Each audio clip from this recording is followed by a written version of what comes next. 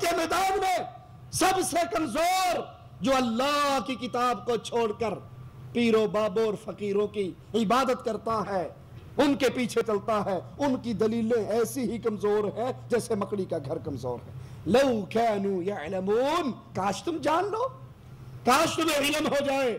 ان اللہ یعلم ما یدعون من دونہ من شیء، اللہ جانتا ہے ان تمام چیزوں کو جنہیں تم اللہ کے سوا پکارتے ہو۔ وَهُوَ الْعَزِيزُ الْحَكِيمُ، وہ غالب حکمت والا ہے۔ قرآن حکیم کھول کھول کے اس پیغام کو آپ کی پردہ سماعت سے ٹکرا رہا ہے، آوازیں پڑ رہے ہیں۔ اللہ کے لیے کان دھریے اور یاد کر لو، رب کے قرآن کی آیات پہ کان کون دھرے گا؟ اس کا جواب بھی اللہ کی کتاب ہمیں دیتی ہے۔ وَتِلْكَ الْأَمْثَالُ نَضْرِبُهَا لِلنَّاسِ وَمَا يَعْقِلُهَا إِلَّا الْعَالِمُونَ۔ مالک کہتا ہے ہم یہ مثالیں بیان کرتے ہیں لوگوں کے لیے، یہ مثالیں توحید کے حوالے کھول کھول کر بیان کرتے ہیں، لیکن علم والے ہی سمجھتے ہیں، جو علم حاصل کرتے ہیں ان کو اللہ کی توحید کا سبق یاد ہوتا ہے۔ یہ شرک بڑی نقصان دہ چیز ہے، اس کی تاریکیاں بڑی شدید ہیں۔ آئیے میں آپ کو گنواؤں شرک کرنے سے کیا ہوتا ہے، اس کے نقصانات کیا ہے، اس کے اندھیرے کتنے شدید ہیں۔ دنیا اور آخرت کی برائی،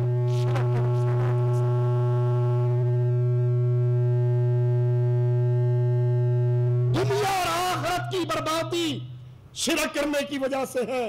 شرک ہی دنیا و آخرت میں مصائب کا سب سے عظیم سبب ہے۔ دنیا میں ذلت کیوں ملتی ہے؟ جب انسان شرک کرتا ہے۔ انتم الاعلون، مالک کہتا ہے دنیا میں تم غالب رہو گے، کامیاب رہو گے، ان کنتم مؤمنین، اگر تم اہل ایمان میں سے ہو، اگر تم مومن بن جاؤ، شرک سے باز آ جاؤ، دنیا بھی سنور گئی، آخرت بھی سنور گئی۔ اور اگر دنیا کے اندر شرک کرتے ہوئے زندگی گزاری، دنیا کے اندر بھی مصیبتیں، اور جہنم کی مصیبت تو سب سے بڑی ہے۔ شرک دنیا و آخرت میں خوف کا سبب ہے، توحید امن و امان کا پیغام ہے، اور شرک اس امن و امان کو برباد کر کے انسان کی زندگی کو خوف میں بدل دیتا۔ الذین آمنوا ولم یلبسوا، جو ایمان لے آئے، لا الہ الا اللہ کا اقرار کر لے، پھر ظلم نہ کرے، شرک اکبر نہ کرے، اولئک لہم الامن وہم مہتدون، امن بھی ان کے لیے ہے، ہدایت بھی ان کے لیے ہے۔ مشرک دنیا اور آخرت میں گمراہی کا شکار ہوتا ہے، گمراہی کے راہ کا راہی بنتا ہے، گمراہ راستے پہ چلتا ہے۔ مالک کا اعلان سنو، وَمَن يُشْرِكْ بِاللَّهِ، جو اللہ کے ساتھ شرک کرے، فَقَدْ ضَلَّ ضَلَالًا بَعِيدًا۔ وَمَن يُشْرِكْ بِاللَّهِ، وَمَن يُشْرِكْ بِاللَّهِ، جو بھی اللہ کے ساتھ شرک کرے، جو اللہ کا ساتھی ساجی بنائے، جو اللہ کی عبادت میں اوروں کو شریک کرے، فَقَدْ ضَلَّ ضَلَالًا بَعِيدًا، وہ دور کی گمراہی میں گر گیا، اس کی دنیا برباد، اس کی آخرت بھی برباد۔ یہ وہ خطرناک جرم ہے، اور اس کا نقصان عظیم یہ ہے، اگر انسان حالت شرک میں مر جائے، توبہ اس کو نصیب نہ ہو، شرک اکبر کرتے ہوئے موت واقع ہو جائے، قبروں کا طواف کرنے والا، قبروں پر رکوع و سجود کرنے والا، قبر والے کے سامنے نماز کی طرح قیام کر کے اس کا خوف اپنے دل میں پیدا کرنے والا، اسی حالت میں انہی عقیدوں پہ اگر مر گیا بغیر توبہ کے، تو پھر سنیے، ان اللہ لا یغفر ان یشرک بہ، اللہ نے مشرک کو کبھی معاف کرنا ہی نہیں ہے۔ وَيَغْفِرُ مَا دُونَ ذَلِكَ لِمَن يَشَاءُ، جس کے لیے جو گناہ اللہ چاہے معاف کر دے گا۔ شرک کا نقصان عظیم یہ ہے، دنیا تو برباد ہوئی تھی، آخرت بھی برباد ہو گئی۔ وَمَن يُشْرِكْ بِاللَّهِ فَقَدِ افْتَرَىٰ إِثْمًا عَظِيمًا، اور جو اللہ کے ساتھ شرک کرتا ہے وہ بہت بڑا گناہ اور بہتان باندھتا ہے۔ یہ شرک وہ خطرناک چیز ہے، ساری نیکیوں کو، سارے اچھے اعمال کو اس شرک کی وجہ سے برباد کر دیا جاتا ہے۔ مالک انبیاء کا تذکرہ کر کے کہتا ہے اگر ان سے بھی شرک ہو جاتا، یہ بھی شرک کرتے، میں ان کے اعمال بھی برباد کر دیتا۔ لئن اشرکت لیحبطن عملک، اگر آپ بھی شرک کر بیٹھتے آپ کے اعمال بھی برباد ہو جاتے۔ وَلَتَكُونَنَّ مِنَ الْخَاسِرِينَ، اور آپ گھاٹا پانے والے، خسارہ پانے والوں میں شامل ہو جاتے۔ لوگوں، یہ مسئلہ چھوٹا نہیں ہے، یہ ہاتھ یہاں باندھنا یا یہاں باندھنے کا مسئلہ نہیں ہے، یہ جنت اور جہنم کا مسئلہ ہے، یہ بربادی اور ہلاکت کا مسئلہ ہے۔ سنیے، اللہ کے انبیاء شرک کرنے نہیں آئے، شرک سے بچانے آئے، لیکن اللہ نے ان کو کیوں کہا وَلَوْ أَشْرَكُوا، تم سے بھی یہ جرم ہو گیا تو معافی نہیں، تاکہ قانون کی بالادستی ایسے بیان ہو جائے۔ لوگوں، یہ جرم اتنا بڑا ہے، اگر نبیوں سے سرزد ہو جائے ان کے لیے معافی نہیں ہے، میرے آپ کے لیے کیسے معافی ہو جائے گی؟ شرک اکبر کا ارتکاب کرنے والا، اس پر جنت کے دروازے ہمیشہ کے لیے بند ہو جاتے ہیں اور جہنم کے دروازے کھول دیے جاتے ہیں۔ صحیح مسلم میں ہے، امام الانبیاء علیہ الصلوۃ والسلام فرماتے ہیں من مات لا یشرک باللہ شیئا، من مات، جو اس حال میں مرا، لا یشرک باللہ شیئا، اس نے زندگی میں کبھی شرک نہیں کیا، دخل الجنہ، وہ مرے گا اور رب کی جنت کا مہمان بن جائے گا۔ اور جو اس حال میں مرا کہ اس نے اللہ کے ساتھ غیروں کو شریک کیا، یہ مرے گا اور اس کا ٹھکانہ رب کی جہنم ہوگی۔ وَمَن مَاتَ يُشْرِكْ بِاللَّهِ شَيْئًا، اور جو اس حال میں مرے کہ وہ شرک کرتا ہوا، شرکی عقائد پر اس کی موت آئے، یہ مرنے والا جہنم میں داخل ہوگا۔ إِنَّهُ مَن يُشْرِكْ بِاللَّهِ فَقَدْ حَرَّمَ اللَّهُ عَلَيْهِ الْجَنَّةَ وَمَأْوَاهُ النَّارُ وَمَا لِلظَّالِمِينَ مِنْ أَنصَارٍ، جس نے بھی اللہ کے ساتھ شرک کیا، فقد حرم اللہ علیہ الجنہ، جنت اس پہ حرام، مأواہ النار، ٹھکانہ اس کا جہنم، اور وہ بہت برا ٹھکانہ ہے۔ شرک اکبر کرنے والا ہمیشہ ہمیشہ کی جہنم میں ہے۔ ان الذین کفروا من اہل الکتاب والمشرکین فی نار جہنم، ان الذین کفروا، جن لوگوں نے کفر کیا اہل کتاب میں سے جو کافر ہوئے، والمشرکین، اور مشرک، فی نار جہنم، وہ جہنم کی آگ میں ہوں گے، کب تک؟ خالدین فیہا، ہمیشہ کی جہنم میں۔ اولئک ہم شر البریہ، اللہ کے لیے آیت کے اس چھوٹے سے جملے کو اپنے دل میں اتارنا۔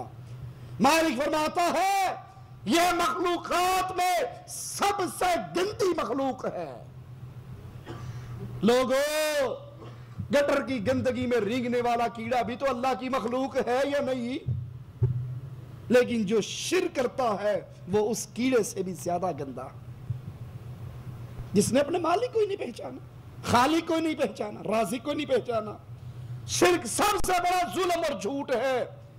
حضرت لقمان کی بات جو انہوں نے اپنے بیٹے سے کہی، اس کو نقل کرتے ہوئے مالک فرماتا ہے یا بنی لا تشرک باللہ، انہوں نے بیٹے سے کہا ہے میرے بیٹے اللہ کے ساتھ کبھی شرک نہ کرنا۔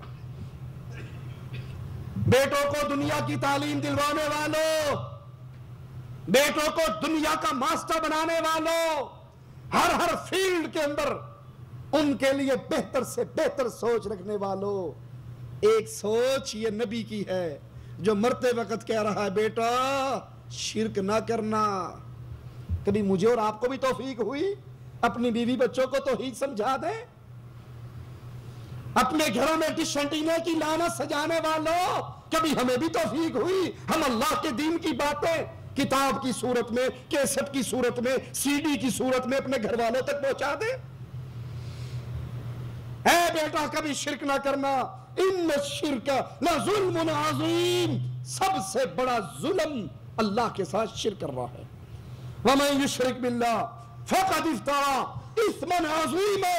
اور جو اللہ کے ساتھ شرک کرے اس نے تو بہت بڑا گناہ اور بہتان باندھا. مشرک کے لیے کتنی ہلاکتیں ہیں، شرک اکبر کے کتنے نقصانات ہیں. شرک کرنے والے سے اللہ بھی بری ہے، اس کا رسول بھی بری ہے. وَآذَانٌ مِّنَ اللَّهِ وَرَسُولِهِ إِلَى النَّاسِ يَوْمَ الْحَجِّ الْأَكْبَرِ. آوازہ ہے، اعلان ہے، پیغام ہے اللہ اور اس کے رسول کی طرف سے لوگوں کے لیے بڑے حج والے دن. ان اللہ بریء من المشرکین ورسولہ. اللہ بھی اور اس کا رسول بھی اہل شرک سے بری ہے. ارے جس سے برات اللہ اور اس کا رسول کر دے وہ کہاں جائے گا؟ اس کا کیا بنے گا؟ اللہ کہتا ہے میں بھی بری، میرا رسول بھی بری اس آدمی سے جو اللہ کے ساتھ شرک کرتا ہے. ایک بڑا اہم نقطہ آپ کو سمجھانا چاہتا ہوں، غور کرنا. شرک ایسی لعنت ہے کہ انسان کے اندر فطرت کے نور کو شرک بجھا دیتا ہے.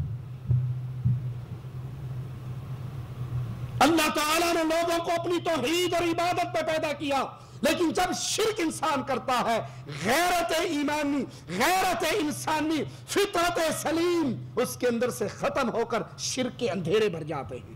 پھر اس کو برا بھی اچھا لگتا ہے، اس کو گناہ بھی ثواب لگتا ہے. فطرت اللہ التی، وہ فطرت جس پر اللہ تعالیٰ نے فطر الناس علیہا، وہ فطرت جس پر اللہ تعالیٰ نے لوگوں کو پیدا کیا. لا تبدیل لخلق اللہ، اللہ تعالیٰ کے بنائے ہوئے کو کے لیے تبدیلی نہیں ہے، بدلنا نہیں ہے. ذالک الدین القیم، یہ سیدھا دین ہے. ولیکن اکثر الناس لا يعلمون، لیکن لوگوں کی اکثریت اس بات کو نہیں جانتی. بخاری و مسلم میں ہے، اللہ کے رسول صلی اللہ علیہ وسلم نے فرمایا پیدا ہونے والا ہر بچہ، سنیے گا، اس دھرتی پہ آنے والا ہر بچہ، اللہ کے نبی فرما رہے ہیں وہ موحد پیدا ہوتا ہے، وہ مومن پیدا ہوتا ہے. یہ اس کے ماں باپ ہے جو اس کو یہودی بنا دے، عیسائی بنا دے، مجوسی بنا دے. صحیح مسلم میں ہے حدیث قدسی، غور کیجئے. مالک فرماتا ہے بے شک میں نے اپنی طرف سے اپنے سارے بندوں کو یکسو یعنی خالص موحد پیدا کیا. پھر ان کے پاس شیاطین آئے اور انہیں ان کے دین سے پھیر دیا. جن چیزوں کو میں نے ان کے لیے حلال کیا تھا انہوں نے اس کو حرام کر دیا، اور انہیں اس بات کا حکم دیا کہ